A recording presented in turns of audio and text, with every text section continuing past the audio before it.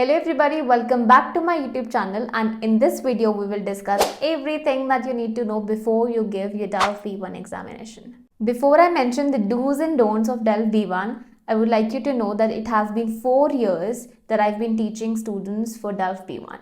So I know exactly what goes in your mind, in the mind of the candidate when they appear for reading, writing, listening, speaking. And today I'll be mentioning all the points that you need to know. To start with, let's understand the DELF B1 pattern. So, you have 4 parts called Compréhension de l'oral, Compréhension des écrits, Production écrite, et Production orale. In total, you need at least 50 on 100 points to be able to succeed this examination. Also mentioning one important thing that people might not know is you need 5 on 25 points at least in every part to be able to succeed this examination. That means that if you score 4 out of 25 points in any one of the part, even then you fail. Now let's understand the DELF B1 format. For the DELF B1, we used to have old pattern and now we have new pattern. It has changed. The old pattern used to have justification, where you had like vrai ou faux and then you had to put a justification. You had to like copy and write in your sheet. And you used to have répondez, and where you used to reformulate the thing that you read in your own language. But if you would see, for the new pattern, everything has changed into MCQ. Earlier, you used to have less exercises because obviously it required you to write more. But now since it's MCQ, they have given you more exercises than usual because you don't need to write anything. You need to just tick off. So it saves you time. So they've given you like more exercises to do. The new pattern has both advantages and disadvantages. What I feel is for listening and the reading part, you have MCQ. And of course, it's easier than justification and répondez. So this is an advantage to you. As a disadvantage, I feel that for the writing and the speaking, the grid has changed a bit, the examiner grid. You will be able to see on my screen that you have 3 and 5 for Production écrite, 3 when you are B1 and 5 when you are B1+. B1+ is basically you are good in that level. B1 is when you are decent in that level. So that's a little difference between B1 and B1+. So now the examiner has no option than give you 3 or 5 if you fall in the B1+, category. So the teacher cannot give you 3.5, 4, 4.5. You see, this is not fair. I mean, you could be like between them as well. You could be somewhere like more than B1 and then less than B1+. So, but I mean, they do not have option for that. For Production orale, you'll be able to see that she can only give you 2.5 or 4. So there's no 3, there's no 3.5. So either is 2.5 or it's 4. What are the transitions that you will have moving from A2 to B1? For reading and the listening part, I would say not much. For the writing area, you will see the first transition is for A2, you used to write somewhere between 60 to 80 words, and for B1 now you'll be writing 160 to 180 words. So you see that's a jump of 100 words. Another change that you will see in the writing section is, in A2 you used to have 2 exercises. So even when you knew the first one and you did not know the second one, you still be able to get marks for the first one. For now, for the B1, you'll be able to see that there's only one exercise for 25 points. That means if you know it, you know it. If you do not know it, you do not understand the question, Jai Mata Di. What I've observed is learners take a lot of time to make a transition from A2 to B1 for the speaking part. Why is that so? Because monologue has now 10 minutes of preparation time. Now you'll be like, isn't that good? Because for A2 we used to have monologue and exercise and interaction combined 10 minutes of preparation time. Now just for the monologue you're getting 10 minutes. But you see, it's not just 10 minutes for monologue. It is now the dialogue is on the spot. So you got no time for the dialogue. You just read the question, you choose, and then it starts. Struggles that you had for A2 are not comparable to the struggles that you will have for B1. But don't worry, I got you covered. Let's start with the Production écrite first, which is the writing part. First do is use as many connected logiques as possible. When I say use as many, do not force it up in your paragraph. It should be natural. It should be fluid when the reader is reading it, or in fact the examiner is reading it. Make use of d'abord, puis, ensuite, de plus, en plus, d'ailleurs, par ailleurs, en revanche, néanmoins, pour conclure. It's on my tips. Second do is start using subjunctive in your writing. Subjunctive is one of that things where people face a lot of issues. I mean, they're able to solve exercises because they're easy. You have verbs in the bracket, you just have to put the formation of subjunctive. But when it comes to the practical implementation of subjunctive, I have seen that the learners do not know it and cannot use subjunctive. So if you use subjunctive, the teacher or the examiner will be more than happy to give you good marks. Third do is always what I advise my students to do is to not repeat ideas, because what I've observed is you write the same thing in different ways in a paragraph. But we don't need it as examiners. As examiners, we need you to vary ideas, we need you to put examples. Another do is to always have a whitener in your pouch. Believe me, you'll thank me later. Say it or not, but the examiners do not like a dirty sheet. What is a dirty sheet? When you strike things off, write it again, you have written 2 lines, you strike it off and then wrote like 2 lines again, then strike it off, then wrote 2 lines again. It looks very dirty. Even that should not be the case with whitener. Whitener should only be used for like a word or 2. I would suggest you to buy a Pilot eraser pen, which I used for my B1 and B2. When I wrote something and I knew I made errors, I would just erase it off.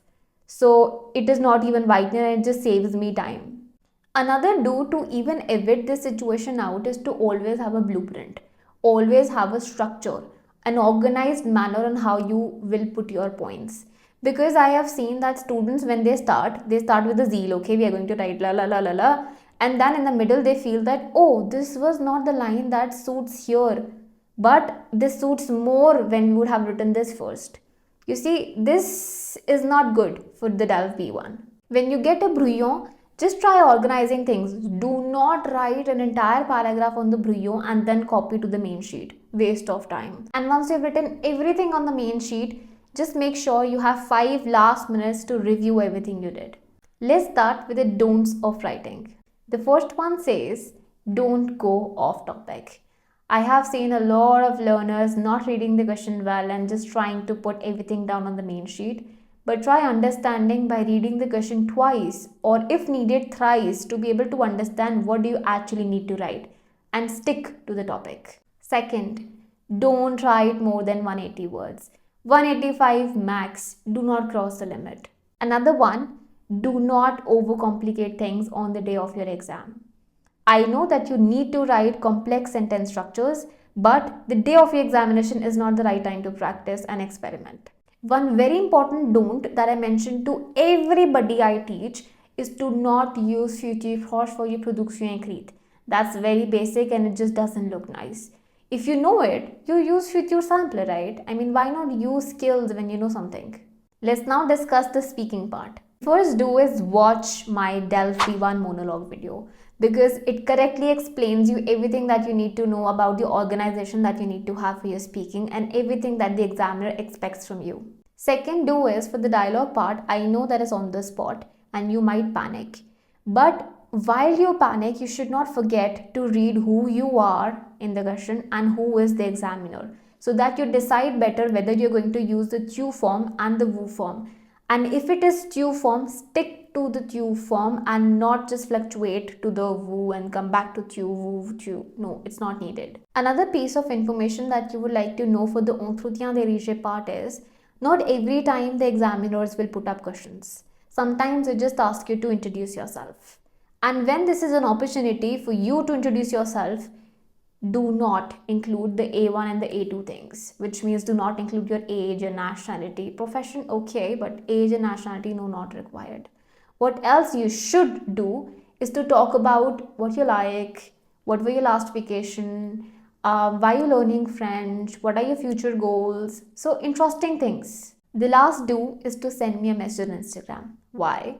To inquire about my DELF B1 preparation batch. Why? Because speaking is incomplete without a teacher. It's only efficient with a teacher. A teacher can tell you exactly what you need to do, exactly what you need to start with, end with, and the resources that you need to have to improve your level. Let's start with the don'ts of speaking. The first don't and the most important don't is, don't write everything on the brouillon. That's really bad. I mean, this is a speaking examination where the examiners expect you to speak and not read everything from the brouillon. So the more you write on the brouillon, the more you are dependent upon it. That means you will look at it again and again, and obviously the examiner knows, can see you, can see that you are reading it and not speaking. The second don't comes from my experience and the experience that my students had. I was asked a lot of questions by the examiner, and obviously I panicked a bit because I do not know why is the examiner asking me a lot of questions. I might have done something wrong. That's a very genuine thing that I had in mind, only to realize that it was the opposite of it. And this I realized when I was doing my C1 level with the teacher, and he told me that Lisha, we do not ask questions when we know you are not capable of answering those. We only ask them when we know that you will be able to answer it to us. And we are maybe liking the conversation that we are having, and we're asking questions to you. And that just instantly changed my thinking that it was not for the fact that I was doing something wrong. It is actually that the teacher is liking the conversation and feels that I can respond back to it. Another don't is to not continue speaking when you know you made an error. Apart from saying je suis arrivé, if you ended up saying j'ai arrivé and you understood that you made an error, you can say pardon, je suis arrivé, and the teacher won't deduct marks. But if you said j'ai arrivé and then you continued speaking and then you thought that okay, whatever I've done, let's just proceed further. No, it's not like that. I think you should rectify the error if you understood it so that the teacher doesn't deduct marks for it. If you just continue speaking, the teacher would feel that you have continued speaking. That means you do not even realize it was an error. The fourth don't is a don't which is very important to me, because I have seen 90% of the learners using one single tone to speak, which means you do not change your tone to make it more engaging. For example, in the DELF B1 examination, there are 4 parts: reading, writing, listening, speaking. This is how you say. But how I would say that in the DELF B1 examination, there are 4 parts: reading, writing, listening, and speaking. You see, I'm putting more emphasis on this. So a question should also feel a question. Est-ce que je peux le faire? Est-ce que je peux le faire?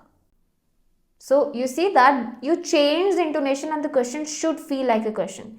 Exclamation should feel like that. Commas should feel like that. I mean, do not use one single tone because it is also very boring for the examiner to hear it. It's time to start with do's of the reading part. The first do is time management is very important. So prioritize the easier questions first. How do we do that? Is that when you just get your sheet, read, all the questions, like quick read in a minute, which means see the titles and see what is easier for you and try doing that. Obviously, to get more marks than finding a question which is difficult for you, putting up time, and then towards the end you have like 10 minutes to complete other questions. Makes no sense. Second do for the reading is always read the question first and the paragraph second. When you read the questions, you know exactly what you need to find in the paragraph. If you read the paragraph first and you read the questions, and then you go back to the paragraph to see where is the answer. So read the question first. Let's pick up the do's for the listening part. The first do is to always answer. Because sometimes when you do not know an answer, you feel that okay, there's no point of us answering this because we don't know it, let's leave it blank. But why to leave it blank? You do not have any negative marking, nobody can deduct your marks for that, just try guessing. You never know if it turns out to be correct. Second do is to focus on the overall general global meaning. Do not run behind single words. If you do not understand it, leave it. That's not the time to panic, that's not the time to waste your time. Just focus on the global meaning and mark things. Listening section is incomplete without this do.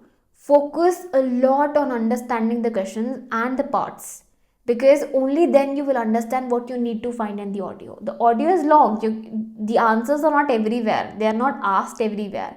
You need to find exactly what they ask you for. I'm going to give you 2 general suggestions for your DELF B1.